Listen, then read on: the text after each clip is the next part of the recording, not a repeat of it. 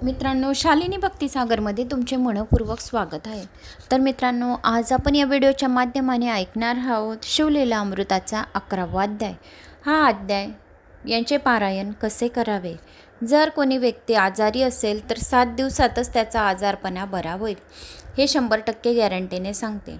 तर एक तेलाचा दिवा लावावा, एक तुपाचा लावावा, एक पाण्याची बाटली, एक पाण्याचा ग्लास किंवा 2 अगरबत्ती लावावी. त्यातली थोडी रक्षा भस्म त्या पाण्यात टाकावी, आपल्या कपाळी लावावी, आजारी व्यक्तीच्या कपाळी लावावी आणि ते पाणी 7 दिवसपर्यंत हा अध्याय ऐकून दररोज दिवसातून 3 वेळा ऐकावा आणि दररोज त्याचं पाणी 3 वेळा आजारी व्यक्तीला द्यावे.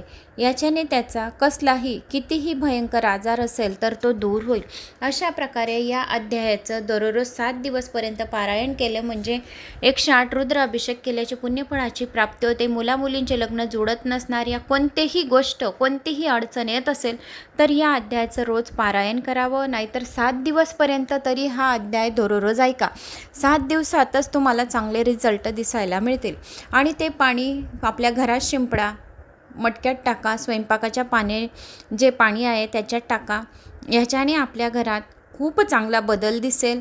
तर आता आपण या व्हिडिओच्या माध्यमाने ऐकणार आहोत अध्याय 11वा, शिवलीला अमृताचा अध्याय 11वा. श्री गणेशाय नमो नमः. ओम नमः शिवाय अशी प्रार्थना करून शिवलीलाचे अमृत प्राशन करताना सर्वच भक्तांना अतिशय आनंद प्राप्त होत असतो. म्हणून जे नर शिवपूजनात दंग होऊन राहत असतात ते नर श्रेष्ठ होत असतात. आणि शिवपूजनामध्ये रुद्राक्षांचे आगळे वेगळे असे महत्त्व आहे. कारण जो कोणी 1000 रुद्राक्ष शरीरावर धारण करतो तो स्वतः शंकर रूप होत असतो. केवळ त्याच्या दर्शनाने अनेक जण तळतात. 16 रुद्राक्ष नेहमी हातात बांधावे, 1 रुद्राक्ष जटेत बांधावा आणि त्यावरून रोज स्नान करावे, म्हणजे त्या व्यक्तीला त्रिवेणी संगमात स्नान केल्याचे पुण्य मिळते. 12 रुद्राक्ष आपल्या हाताच्या मनगटात बांधावे, गळ्यात 32 रुद्राक्ष बांधावे, जटेभोवती 24 रुद्राक्ष बांधावे, 6 रुद्राक्ष आपल्या कानात बांधावे, म्हणजे तो नर संपूर्ण निर्दोष होत असतो. 108 रुद्राक्षांची माळ नेहमी गळ्यात घालावी. एकमुखी रुद्राक्षांची मनोभावे नित्य पूजा करणारा अतिशय भाग्यवंत होत असतो. पंचमुखी, 6मुखी, 8मुखी रुद्राक्ष असलेला रुद्राक्ष लक्ष्मी देणारा असतो. रुद्राक्ष मण्यांनी रोजच्या रोज जप केलेला प्रत्येक मंत्र यशस्वी होतो. अशा भगवान शंकराच्या आवडत्या रुद्राक्षांचा महिमा फार मोठा आहे. सुंदर, पतिव्रता, गोड बोलणारी स्त्री जर पूर्वजन्माची पुण्य संचय असेल तरच एखाद्या व्यक्तीला पत्नी म्हणून लाभते. श्रीमंत, विद्वान आणि गुणी मुलगा पूर्वजन्माच्या पुण्य संचय असेल तरच प्राप्त होत असो. तसेच सर्व ज्ञानी, कृपावंत, तपाचरणी आणि शिवभक्त असा गुरु, हुशार, गुरुवर अढळ निष्ठा व श्रद्धा ठेवणारा, उदार असा शिष्य आणि समाशील असणारा पुढारी सारे नेहमी पूर्वपुण्यानेच लाभत असतात. सांगणाऱ्याकडे पूर्ण लक्ष देऊन ऐकणारा श्रोता, उदार असा यजमान, कुलीन व श्रेष्ठ घराण्यात जन्म, सुंदर सुडोल आणि आरोग्य संपन्न शरीर पूर्वपुण्यानेच प्राप्त होत असो. फार वर्षापूर्वी काश्मीरमध्ये भद्रसेन नावाचा एक राजा राज्य करीत होता. त्याच्या दरबारामध्ये एक अतिशय हुशार व चतुर प्रधान होता. राजा व प्रधान दोघे अतिशय सद्गुणी होते. दोघांची भगवान शंकरावर अतिशय भक्ती होती, श्रद्धा होती. भद्रसेन राजाला आणि प्रधानाला शंकराची आराधना केल्यानंतरच पुत्र झाले. राजपुत्राचे नाव होते सुधर्म आणि प्रधानपुत्राचे नाव होते तारक. दोघंही बालपणापासून आपल्या वडिलांप्रमाणे शिवभक्त होते, त्यामुळेच ते एकमेकांचे मित्र बनले. लहानपणापासून त्यांची वैराग्यवृत्ती दिसून येत होती. दोघे कुमार 5 वर्षांच्या त्यांच्या माता आणि दासी त्यांना उत्तम वस्त्रे नेसवत असत, तरतरचे अलंकार घालीत असत, अत्तरे लावीत असत. पण दोन्हीही कुमारे सर्व काढून फेकून देत असत. आपल्या सर्व अंगाला भस्मपासून रुद्राक्षांच्या माळा गळ्यात घालीत असत. एका बाजूला एकांतात एकटे बसून शिवस्मरण करणे त्यांना फार आवडत होते. प्रधान आणि राजा दोघेही आपल्या मुलांचे असे वागणे पाहून फार आश्चर्यचकित होते. त्यांना वस्त्रे आभूषणे का आवडत नाही हे त्यांना काही केल्यास समजेना. त्यांच्या अंगाचे भस्म पुसून त्यांना चांगली वस्त्रे बळबळीत नेसवली, अनेक उत्तम असे दागदागिने घातले, तर हे कुमार सर्व आपल्या अंगावरून उतरवून ब्राह्मणांना दान करून टाकीत असे. राजांना दोघांना शिक्षा करून पाहिले, मारून पाहिले, दोघांना एकमेकांपासून दूर ठेवले, पण दोघे आपले व्रत सोडित नसत, शिवस्मरण सतत चालू ठेवीत असत. राजा आणि प्रधान दोघे अतिशय चिंतातूर झाले होते. एके दिवशी पराशर ऋषी आपल्या सर्व गोत्रासह काश्मीरला आले. पराशर ऋषी हे ज्ञानाचे खूपच श्रेष्ठ होते, त्रिकालज्ञानी असे होते. श्रेष्ठ अशा वशिष्ठ मुनींचे नातू होते. त्यांच्या काळात यज्ञकार्यात राक्षस अडथळे आणले. त्यांनी राक्षसछत्र केले होते. पूर्वी ज्याप्रमाणे माणसे सर्वत्र वावरतात त्याप्रमाणे सगळीकडे मोठ्या प्रमाणात राक्षस वावरत होते. त्यांच्या सानिध्यात आलेल्या सर्व प्राणीमात्रांना त्रास देत होते. म्हणून यज्ञ करून पराशर ऋषीने सर्व राक्षसांचा नाश केला. जन्मेजय राजाने सर्पयज्ञ चालवत असताना ज्याप्रमाणे आस्तिक ऋषींमध्ये पडून तो थांबवला आणि सर्व सर्पकुळाचा नाश होऊ दिला नाही, त्याप्रमाणे पुलिस्त्य मुनी पराशर ऋषींच्या राक्षसशस्त्रांच्या मध्ये पडले. म्हणून पराशर ऋषींचा राक्षस यज्ञ थांबला. त्यामुळे रावण, कुंभकर्ण वगैरे सारेच राक्षस वाचले. ब्रह्मदेवावर राग करून जेव्हा विश्वामित्रांनी आपली प्रतिसृष्टी निर्माण केली होती तेव्हा पराशर ऋषींनी त्या बलाढ्य प्रतिस्पर्धेला अतिशय जर्जर केले होते. असे श्रेष्ठ ऋषी आता भद्रसेनाच्या राज्यात आले. पराशर ऋषींचा नातू शबयोगेंद्री भद्रसेन राजाचा कुलगुरू होता. ऋषी आपल्या नगरात आल्याची बातमी कळताच राजा व प्रधान धावत धावत त्यांना सामोरे गेले. ऋषींची आता सांग पूजा करून सर्वांना वस्त्र अलंकार देऊन मोठ्या मानाने त्यांना आपल्या घरात घेऊन आले. नंतर राजाने पराशर ऋषींना नमस्कार केला व म्हटले, मुनिराज, आमचे दोन्ही हे पुत्र या वयात एकदम विरसक्त झाले आहेत. त्यांना चांगले अलंकार का आवडत नाही? रुद्राक्ष आणि भस्मलेपन मात्र अतिशय आवडते. हे दोघे नेहमी एकांतात बसतात, दांडगाई अजिबात करीत नाही. राजविलास त्या दोघांनाही आवडत नाही. हत्तीच्या सजवलेल्या सुंदर अशा अंबारीत ऐटीत बसायला आवडत नाही. अशा तऱ्हेने वीरशक्तीने शिवभक्ती केली तर मग आमच्यानंतर पुढे राज्य कसे करतील याची आम्हाला फार फार काळजी पडली आहे. तेवढ्यात राजा आणि प्रधानांचे दोन्ही कुमार तेथे आले. पराशर गुरूंनी त्यांच्याकडे टक लावून पाहिले. तळपडणाऱ्या चंद्रसूर्याप्रमाणे दोघे खूप खूप तेजस्वी दिसत होते. पराशर ऋषींनी दोघांना आपल्या जवळ घेतले. ते राजाला म्हणाले, हे दोघे असे वीरशक्त शिवभक्त का आहे ते तुला सांगतो ते ऐक. फार फार वर्षापूर्वी या काश्मीर देशातच नंदीग्राम नावाचे एक फार मोठे शहर होते. त्या नगरात मानंदा नावाची एक वेश्या राहत होती. मानंदा दिसायला अतिशय सुंदर होती. प्रत्यक्ष मदन सुद्धा तिला पाहून वेडावेल अशी तिची काया खूप नाजूक होती आणि अतिशय डोलदार होती. तिची आई आणि भाऊ असे दोघं जण तिच्याजवळ राहत असत. तिचे हिरे माणिक लावून बनवलेली शय्या, सुंदर सजवलेला पलंग, त्यावर अत्यंत मुलायम राजशय्या चंद्राच्या किरणासारखा अतिशय शीतल प्रकाश यावर सांडलेला अशी सुंदर होती. तिचे गाई गोठे गच्च भरलेले होते. दारात उत्तम प्रतीचे हत्ती झुलत होते. तिच्या गायनाने किन्नर सुद्धा थकवून स्वस्थ बसत होते. तिची नित्य कला पाहून सगळे राजे माना डोलावून तिला दाद देत असत. तिच्याशी एकदा तरी रतिक्रीडा करायला मिळावी, तिचा सहवास थोडा वेळ का होईना मिळावा यासाठी मोठे मोठे राजे लोक तिच्या दारी तिष्ठत बसत असत. मानंदा वेश्या असूनही अतिशय पतिव्रता वृत्तीची होती. एकदा का तिने एका पुरुषाला शब्द दिला की त्याचा एक दिवस पूर्ण होईपर्यंत ती प्रत्यक्ष इंद्रालाही वश होणे शक्य होत नसे.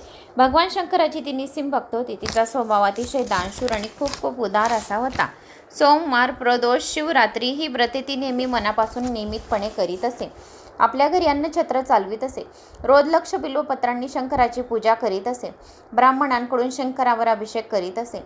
दारी आलेला याचक जे काही मागेल महानंदा त्याला देत असे. श्रावण मासात कोटीलिंग करून घेत असे. या महानंदीने आपल्या घरी एक कोंबडा आणि माकड पाळले होते. त्यांच्या गळ्यात सुद्धा रुद्राक्ष माळा घालून ती त्यांना नित्य करायला शिकवीत असे. तिची जी नित्य शाळा केली होती त्यात तिने सुंदर शिवलिंग स्थापले होते. त्या दोघांना ती नेहमी शिवासमोर बांधून ठेवीत असे. ब्राह्मण पुराण सांगत त्यावेळी दोघंजण लक्ष देऊन ऐकत असत. मग त्यानंतर महानंदा या दोघांना सोडून देत असे. आपण स्वतः बाण अर्पून शंकरासमोर नित्य करीत असे आणि कुकुट व मरकट या दोघांनाही कौतुकाने नाचायला लावत असे. त्यांच्या दोघांच्याही गळ्यावर कपाळावरती प्रेमाने नित्य नियमितपणे भस्म चर्चित असे. याप्रमाणे महानंदेबरोबर या दोन्ही प्राण्यांना आपाप शिवभजन घडत होते. एक दिवस सदाशिव स्वतः महानंदीचे सत्व बघण्यासाठी तिच्या पतिव्रतेची परीक्षा घेण्यासाठी नंदीगाम गावी आले. यासाठी त्यांनी रूप बदलले. सौदागराचा वेश धारण करून शंकर महानंदीच्या घरी गेले. सौदागराच्या रूपातील शंकराचे रूप पाहून महानंद अगदी पार वेळवली. तिने सौदागराला घरात बोलवले. सौदागराची आदराने चौकशी करून तिने त्याला आपल्या मंचकावर अतिशय प्रेमाने हात धरून बसवले. सौदागराच्या एका हातात एक अतिशय बहुमूल्य व सुंदर असे रत्न कंकण होते. ते इतके तेजस्वी होते की वस्तू पृथ्वीवर तयार झालेली नाही हे कोणाही पाहणाऱ्याच्या लक्षात येत होते. महानंदा त्या कंकणाकडे पाहत होती. तिच्या मनातील ही भावना बरोबर ओळखून सौदागररूपी शंकरांनी ते कंकण काढून तिच्या हातात घातले. त्याबरोबर ते अतिशय आश्चर्य हर्ष झाल्याने म्हणाली, तुम्ही मला हे पृथ्वीमोलाचे कंकण दिले आहे. मी ही 32 लक्षणी पद्मिनी आहे. मी तुमचा 3 दिवसासाठी स्वीकार केला आहे. आता मी 3 दिवस मी फक्त तुमचीच आहे. तुम्ही असेपर्यंत 3 दिवस मी अन्य कुणाकडेही अजिबात लक्ष न देता पतिव्रते सांभाळी. सौदागर तिला हो म्हणाला. मग त्याने आपल्याजवळील तेजस्वी दिव्यलिंग काढले व समोर ठेवले. ते लिंग पाहता जय जय चंद्रमुळे असे म्हणत मानंदा भजनात पूजनात स्मरणात रंगून गेली. या लिंगावरून अशी कोटी कंकणे वाहून टाकावीत असे तिला वाटले. सौदागर तिला म्हणाला, महानंदा, लिंग म्हणजे माझा प्राण आहे, तेव्हा तू अतिशय नीट सांभाळले पाहिजे. हे जर बंगले किंवा जळाले तर मी अग्नीमध्ये प्रवेश करीन, तेव्हा तू हे नीट अतिशय जपून ठेव. महानंदेने अतिशय काळजीपूर्वक आपल्या नित्यशाळेत सौदागराचे दिव्यलिंग नेऊन ठेवले आणि ते अत्यंत लाडीवाळपणे सौदागराला म्हणाली, स्वामी, 3 दिवस जसे आपल्यासाठी शरीराचे आरक्षण केले तसेच दिव्यलिंग अगदी सुरक्षित ठिकाणी ठेवेन. हे पा, माझ्या नित्यशाळेला तेथे माझे रक्षक कुकुट व मरकट आहेत, ते सांभाळतील. हे लिंग सौदागर महानंदा दोघे मनचकावर झोपले. तेवढ्यात तिची परीक्षा पाहण्यासाठी शंकराने अग्नीला महानंदेच्या नित्यशाळेत आग लावली. आग लावण्याची आज्ञा केली. नित्यशाळेला आग लागली. सगळीकडे आग आग अशी आरडाओरडा सुरू झाली. धावपळ सुरू झाली. शेजारचे लोक धावत नित्यशाळेपाशी येऊ लागले. सौदागराने अत्यंत सुखात गाढ झोपलेल्या महानंदेला हलवून उठवले व सांगितले, महानंदे, जागी हो, आपल्या घरात कुठेतरी आग लागली आहे. महानंदा जागी झाली. पाहत होतो काय, आपल्या घरातूनच आगीच्या ज्वाळा निघत आहे. तिने पाहिले आपल्या नित्यशाळेलाच आग लागली आहे. तिच्या लक्षात आले तशा आगीत ती नित्यशाळेच्या आत शिरली. कोंबडा आणि माकड्यांचे दोरे सोडले. त्याबरोबर ते पटकन रानात पळून गेले. अग्नीने ते सर्व नित्यशाळा पूर्णपणे जाळून टाकली आणि मगच तो शांत झाला. सौदागराने महानंदेला विचारले, महानंदे, माझे दिव्यलिंग अगदी सुरक्षित ठिकाणी ठेवले आहेस ना? तू ते मी सांगितल्याप्रमाणे व्यवस्थित ठेवले आहेस ना? हा प्रश्न ऐकताच महानंद अतिशय घाबरली आणि सौदागराचे दिव्यलिंग नित्यशाळेत ठेवले होते तिला आता चांगलेच आठवले आणि ती एकदम शोक करू लागली. सौदागर म्हणाला, आज दुसरा दिवस आहे. माझे आत्मलिंग जाऊन भस्म झाले आणि मी तुला आधीच सांगितले होते, जर या लिंगाला काही झाले तरी अग्नीमध्ये प्रवेश करेन. तुझ्या चुकीकरता मी प्राण देतो. असे म्हणून त्याने गावाबाहेर मोठी चिता पेटवली. धडधड पेटलेल्या अग्नीला प्रदक्षिणा घातल्या. ओम नमः शिवाय असे म्हणून सौदागरूपी शंकरांनी अग्नीत होळी टाकली. महानंद अतिशय व्यथित अंतकरणाने सर्व पाहत होती. सौदागराने अग्नीत होळी टाकल्यावर तिने मनात निश्चय केला की मी 3 दिवसासाठी या सौदागराला स्वीकारले होते, म्हणजे 3 दिवसासाठी मी त्याची पत्नीच होती. त्या पती निधनानंतर पत्नीने सहगमन करावे हा शास्त्रार्थ आहे. असा विचार करून मग गावातील ब्राह्मणांना आपली सर्व संपत्ती दान केली. अश्वशाळा, हत्तीशाळा, घर इत्यादी सर्वांचे दान केले. मग स्नान करून महानंदेने आपल्या सर्व अंगावर भस्म लावले. रुद्राक्षांच्या माळा गळ्यात घातल्या. हर हर साम सदाशिव या नावाचे ध्यान करीत तिनेही त्या अग्नीत होळी टाकले. अशा रीतीने महानंदा सौदागराबरोबर सती गेली. त्याबरोबर इतका वेळ धडधडणारा अग्नी एकदम शांत झाला आणि क्षितिजावर एखादा सूर्य उगवा तसे भगवान शंकर त्या अग्नीमधून प्रकट झाले. मस्तकावर धारण केलेला जटाचा बार, कपाळावरचा तिसरा नेत्र लाल लाल होऊन चमकणारा, माथ्यावर धारण केलेला अतिशय शीतल असे गंगेचे जुजो वाहणारे पाणी, मस्तकावर विलसणारी शांतपणे प्रकाशणारी चंद्राची कों, निळकंठ हातात नेहमीचाच त्रिशूळ, सर्व अंगावर भस्माचे लेपन, वाघाचे कातडे नेसून हत्तीचे कातडे आपल्या अंगावरून पांघरून घेतले, गळ्यात असंख्य नरमुंडाचे हार घातले, सर्व अंगावर साप खेळवणारे अतिशय तेजस्वी शंकर अग्नीतून बाहेर आले आणि आपल्या 10 हातांनी त्यांनी अग्नीमध्ये उडी टाकलेल्या महानंदेला चेंडूप्रमाणे अगदी वरच्यावर चिरले. भगवान शंकर महानंदेला म्हणाले, महानंदे, सौदागराच्या रूपाने मीच तुझी परीक्षा घेतली. तू त्यात पूर्ण खरी उतरलीस. तुझ्या पतिव्रते आणि तुझी माझ्यावरची भक्ती यावर मी प्रसन्न झालो आहे. तेव्हा हवे ते वर माग. तेव्हा महानंदा म्हणाली, महादेवा, सर्व नंदीगाम नगराचा आपण उद्धार करावा आणि मला आपल्या पायाजवळ कायमचे स्थान द्या. शंकरांनी तिला तथास्तु म्हटले व तिला शिवलोकी नेण्यासाठी आपल्या शिवगणाने युक्त असे दिव्य विमान त्याच ठिकाणी बोलावून घेतले. मग नगरातील सर्व प्राणीमात्रांचा आई आणि भाऊ यांना बरोबर घेऊन विमानात बसली. अशा तऱ्हेने नंदीगाम गावातील त्या सर्वांना शिवचरणाची प्राप्ती महानंदेमुळे झाली. जेथे कधीही कोणता रोग नाही, कसलेही दुःख नाही, ताणभूकसुद्धा लागत नाही, काम, क्रोध, दुःख, दंड याच्या जाच नाही, साधे पाणी अमृतासारखे अतिशय गोड असते, जेथे इच्छेला येईल त्याचा लाभ होतो. कधीही नाश न पावणाऱ्या ठिकाणी सती प्रतिवते अशा महानंदेला स्थान मिळाले. महानंदीची गोष्ट ऐकून भद्रसेन राजा म्हणाला, हे मुनिवर, मला महानंदीची गोष्ट सांगितली चांगले झाले, पण आमच्या मुलांच्या वागण्याबद्दल नाही सांगितले काही. पराशर ऋषी गोष्ट सांगता सांगता म्हणाले, राजा भद्रसेना, तुमचे 2 पुत्र म्हणजे मागच्या जन्माचे महानंदेने पाळलेले कुकुट माकड आहेत. त्यांनी त्या जन्मी केलेल्या शिवपूजनामुळे त्यांना राजपुत्र आणि प्रधानपुत्राचे उत्तम जन्म मिळाले आहेत. पुढे न्यायाने खूप वर्ष राज्य करतील, प्रजेला शिवभजनास लावतील, तुमचा उद्धार करतील. हे ऐकल्यावर राजा व प्रधान दोघंही पराशर ऋषींना भक्तिपूर्वक साष्टांग नमस्कार घालून म्हणाले, गुरुदेव, आम्ही धन्य झालो आहोत. अशा सुपुत्राचे आम्ही जनक आहोत. याची आम्हाला आता खरोखर अभिमान वाटतो, पण आपण त्याच्या मागील जन्माची कथा आम्हाला ऐकवली, त्याच्या भविष्यकाळ काय आहे, पुढे किती वर्ष राज्य करतील, त्यांचे आयुष्य किती आहे, ही कृपा करून आम्हाला सांगावे. आम्हाला एकुलता एक पुत्र असल्याने आमचा सगळा जीव त्यांच्यातच गुंतलेला आहे. मग एकदा पुन्हा पराशर ऋषी थोडा वेळ ध्यान लावून स्वस्थ बसले. ऋषींना असे बसलेले पाहून राजा म्हणाला, ऋषीवर आपण शांत काय आहे, आमच्या मुलाचे भविष्य जे असेल ते ऐकण्याची तयारी आहे. नंतर गंभीर आवाजात पराशर ऋषी म्हणाले, राजा मी सांगतो ते ऐकून तू सर्व सभा लगेचच दुःख सागरात बुडून जाल याची मला पूर्ण कल्पना आहे, पण मला कळणारी सत्य गोष्ट सांगणे मला भाग आहे. खोटे सांगितलेस तर माझ्या ज्ञानास कमीपणा येईल, माझ्या साधनेत दोष लागेल. मला सत्य आहे तेच सांगितले पाहिजे. ऋषीवर आम्हाला स्पष्ट सांगावे अशी आमची विनंती आहे. भद्रसेन राजा म्हणाल, राजा तुझ्या मुलाला आता 12 वर्ष पूर्ण झाली आहेत आणि त्याच्या विधिलिखितेप्रमाणे आजपासून 7व्या दिवशी याच वेळेला तो मरण पावेल. पराशर ऋषी उद्गारले. वचन ऐकताच राजा भद्रसेन बेशुद्ध पडला. सर्वांचे अंतःकरण आणि शोकाने अतिशय विदीर्ण झाले. अंतःपुराणात राणी वशात तर आकाशाला फाडून टाकेल असा आक्रोश सुरू झाला. पराशर ऋषींनी राजाला सावध केले. सावध झाल्यावर राजाने विचारले, ऋषीवर यावर उपाय आहे का, असेल तर मला सांगा, मी तो करेन. राजाचे रुदन ऐकून पराशर ऋषी उपदेश करू लागले. हे नृपश्रेष्ठा, तू धीर सोडला सपजेने काय करायचे. नृपश्रेष्ठा, तू असा धीर सोडू नकोस. ही पंचमहाभूते ज्यावेळी नव्हती, ज्यावेळी चंद्र सूर्य नव्हती, सारी माया नव्हती, त्यावेळी सर्व ब्रह्मांड फक्त शिवाने व्यापलेले होते. त्यांच्या ओंकारातून अहंब्रह्म म्हणून जागृत अवस्था आली. आपणात दिसणारे त्रिविध अंकार शिवाच्या इच्छेने निर्माण झाले. त्याने आपल्या सत्वशाने विष्णू, रजशाने ब्रह्मदेव, तमशाने रुद्र निर्माण केला आणि ब्रह्मदेवाला सृष्टी निर्माण करायला सांगितली. तेव्हा ब्रह्मदेव म्हणाले, मला त्याचे काही ज्ञान नाही, मी अज्ञानी आहे, म्हणून आपण मला उपदेश करून त्यासंबंधीचे ज्ञान द्यावे. व शंकरांनी त्यांना चारिवेदांचा उपदेश केला आणि चारिवेदांचे सार म्हणजे रुद्र अध्याय आहे असे सांगितलं. या अध्यायात मी प्रत्यक्ष सांगितलेल्या ज्ञानावरून अगदी श्रेष्ठ ज्ञान दुसरीकडे जगात नाही. हा रुद्र अध्याय म्हणजे प्रत्यक्ष मीच आहे असे महेशाने स्वतः सांगितलं आहे. हा रुद्र अध्याय जे कोणी मनापासून ऐकतो आणि भक्तिभावाने वाचतात किंवा ऐकतात त्याचे दर्शन घेतल्याने इतर व्यक्तींसुद्धा उद्धारतात. मग ब्रह्मदेवाने प्रत्यक्ष शंकराकडून घेतलेल्या आपल्या 7 मानसू पुत्रांना रुद्र सांगितला आहे. त्यातून अत्यंत तपस्वी ज्ञानी श्रेष्ठ अशा ऋषींच्या मुखातून पृथ्वी तलावर अध्याय आला आहे.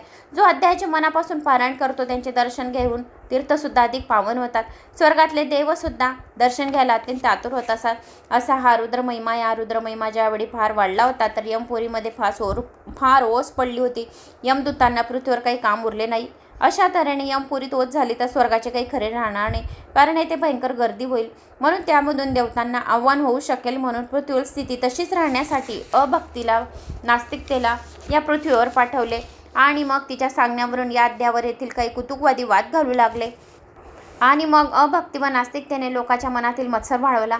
यामुळे काही लोक शिवाचा द्वेष करू लागले आणि अतिमहानरकात जाऊन पडले. व यमाने सेवकांना सांगितले, जो कोणी शंकराचा थोडासुद्धा द्वेष करत असतील त्यांचे आयुष्य कमी करा, त्यांना खूप त्रास द्या. जो कोणी शिव मोठा विष्णूला, विष्णू मोठा शंकरला भेदाभेद करेल त्यांना मागे पुढे न पाहता खुशाल नरकात घाला. ज्यांना रुद्राध्याय अजिबात आवडत नाही त्यांना खुशाल कुंभी पाकात फेका. या रुद्राध्यायाची मनापासून पारायण करणाऱ्यांना भक्तिभावाने जो पारायण करेल त्यांचे आयुष्य वाढवा. जो कोणी हा अध्याय ऐकेल त्याचे पण आयुष्य वाढवा. म्हणून हे राजा, आता नियमितपणाने तू रुद्राध्यायाची पारायण कर. शिवावर अभिषेकाची सतत धार धर, म्हणजे तुझे येणारे संकट एकदम टळेल. किंवा आपल्या इथे शतघटाची स्थापना कर. देववृक्षाची पाणी आणून घटातील सर्व पाणी मंत्राने पवित्र कर आणि त्या पाण्याने तुझ्या पुत्राला स्नान घाल. रोज रुद्राध्यायाची 10,000 आवर्तने कर. त्याप्रमाणे 7 दिवस सतत आवर्तने कर. 7 दिवसपर्यंत हा अध्याय दररोज वाच, ऐक, म्हणजे तुझे संकट सर्व एकदम टळेल. भद्रसेन राजाने अत्यंत नम्रतेने पराशर ऋषींचे पाय धरले आणि म्हणाले, मुनिराज, आपण ऋषी श्रेष्ठ आहात. काळ, मृत्यू, भय, शोक यापासून तुमच्यासारख्या गुरुशिवाय माझे कोण रक्षण करणार. तुम्हीच मला संकट निवारण्यासंबंधी मार्गदर्शन केले पाहिजे. मी ताबडतोब करतो आणि आपणच आचार्य होऊन हा अभिषेक करावा. 10,000 आवर्तने करावी ही प्रार्थना आहे. तेव्हा तुम्हीच मुख्य आचार्य म्हणून काम करावे. तुमच्याबरोबर ऋषीमुनी आहेत, सांगाल तेवढे आणखी बोलावून आणतो. आपण लगेचच प्रारंभ करावा. मग राजा भद्रसेनाने 1000 ब्राह्मणांना बोलवले आणि सर्व ब्राह्मण उत्तम प्रकारचे शिवभक्त होते, विद्वान होते, सदाचारी होते. परधन परश्री यांच्याविषयी त्यांच्या मनात मुळीच आसक्ती नव्हती. पापाचा पैसा मिळवणारे मुळीच नव्हते. आकाशातून भरका वेगाने जाणारा सूर्याचा रससुद्धा थांबू शकतील, शाप देऊन थांबू शकतील असे त्यांचे तपसामर्थ्य होते. ज्ञानाने प्रत्यक्ष कैलासावर शंकराला खेचून आणतील असा त्यांचा प्रभाव होता. असे 1000 ब्राह्मण आल्यानंतर 1000 घटांची पराशर मुनींनी तेथे स्थापना केली. तीर्थक्षेत्राचे अत्यंत पवित्र नद्याचे पाणी त्यात भरून ठेवले. शुभ अशी आंब्याची ताजी पाने त्या प्रत्येक घटात घातली आणि सर्व तयारी होताच रुद्रघोष सुरू झाला. शिवनामाचा गजर सारखा रात्रंदिवस सुरू होता. 7 दिवस अशा तऱ्हेने पूर्ण झाले. 7व्या दिवशी पूर्वी वर्तवलेल्या भविष्याप्रमाणे यमराज बाळ सुधर्माचे प्राण घेण्यासाठी भद्रसेन राजाच्या घरी आले. मृत्यू वेळ आली. सुधर्म बेशुद्ध होऊन पडला. हृदयाचे स्पंदन थांबले. एक घटका संपली. राजा भद्रसेन पुत्राची अवस्था पाहून मनात अतिशय व्याकुळ झाला आणि नंतर पराशर ऋषीने स्थापन केलेल्या पवित्र घटातले रुद्रदोक बाळाच्या अंगावर शिंपले. त्याबरोबर हळूहळू बाळ शुद्धीवर आला. त्याने आपले डोळे उघडून पाहिले. अतिशय आनंदाने भद्रसेनाच्या डोळ्यातून आनंदाश्रू गळू लागले. सुधर्म उठून बसला. तेव्हा पराशर ऋषीने राजाला म्हणाले, आपण जिंकलो. बाळाची मृत्यू होऊन गेली. तो उठून बसला. मग त्यांनी सुधर्माला विचारले, काय घडले बाळा, तुला आठवतं का? हो, चांगले आठवतं. नवे ते दृश्य अजून माझ्या डोळ्यापुढे दिसत आहे. एक भयंकर पुरुष माझ्याजवळ आला. त्याचे लांब लांब सुळे बांधलेले होते. तोंडाबाहेर आले होते. त्याचे डोळे अग्नीसारखे अतिशय लाल होते. जटा वर बांधल्या होत्या. कपाळाला शेंदूर फासला होता. तो माझ्या अगदी जवळ आला. माझ्या दंडाला धरले. असा भयंकर पुरुष मला धरून नेत होता. तेवढ्या 4 अत्यंत तेजस्वी पुरुष तेथे धावत आले. त्यांनी व्याघांबर नेसले होते. अंगाला भस्म पासले होते. त्याच्या हातात लखलखीत शस्त्रे होती. त्यांनी मला त्या भयंकर पुरुषापासून सोडवले आणि त्या भयंकर पुरुषाला पकडून मारत मारत घेऊन गेले. सुधर्म राजपुत्राने सांगितलेले शंकराची रुद्र महात्म्याची प्रचिती सर्वांनी पाहिली व त्याबरोबर राजा भद्रसेनासह सर्वांनी शंकराचा जय जयकार केला आणि सर्व ब्राह्मणांना लोटांगण घातले. स्वर्गातून देवांनी ते दृश्य पाहून सर्वांवर पुष्पवृष्टी केली. मंगलवाद्य वाजू लागले. नंतर भद्रसेनाने पुन्हा एक होम केला. अतिशय आनंदाने अनेक उत्तमोत्तम वस्तू ब्राह्मणांना अर्पण केल्या. सर्वांना उत्तम पंचपक्वानांचे जेवण घातले. आपले भंडार उघडून मनसोक्त दान देऊन आलेले सर्व याचक तृप्त झाले. त्याचवेळी दुधात साखर पडावी, सोन्याला सुगंध यावा, त्याप्रमाणे आणखी फार मोठा सुयोग आला. देवर्षी नारद त्यावेळी अचानक आपण होऊन मंडपात अवतरले. त्यांना ते आलेले बघताच कुंडातून प्रत्यक्ष अग्नी त्यांच्या दर्शनासाठी बाहेर आला. पराशर ऋषींनी भद्रसेन राजाला त्यांच्यासह सर्वांनी नारद मुनींना अत्यंत आदराने नमस्कार केला आणि सर्वांनी नारद मुनीची षोडोपचारी पूजा केली. नारद मुनी म्हणाले, मी स्वर्गातून पृथ्वीवर येता येता वाटेमध्ये शंकराचे 4 दूत पाहिले. मृत्यूला ते बांधून आपल्याबरोबर नेत होते. मी चौकशी केली. मला समजले की राजा, तुझ्या पुत्राचे मरण चुकले आहे.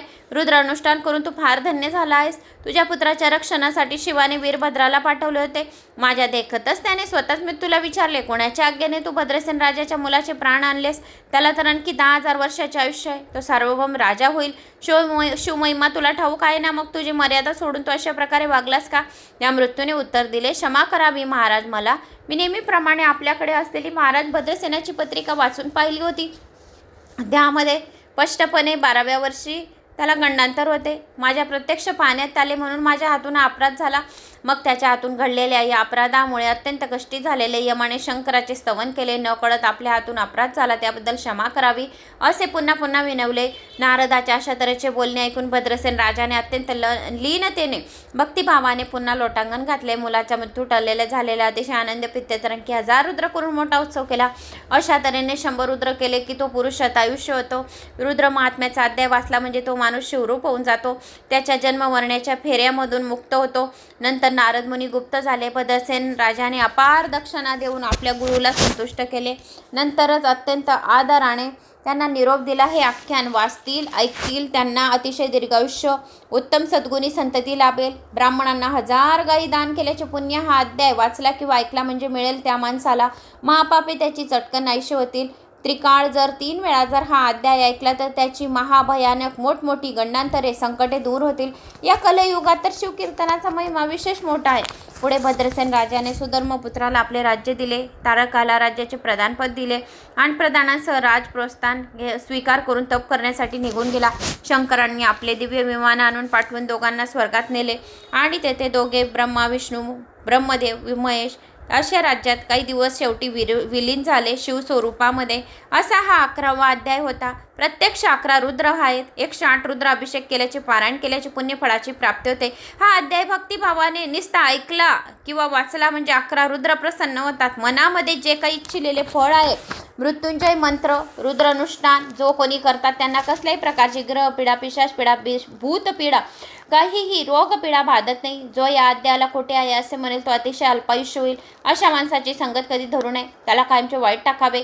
जर विष खाणाऱ्याच्या पंक्तीला बसून जेवले तर जेवणाऱ्याला मृत्यू येणार.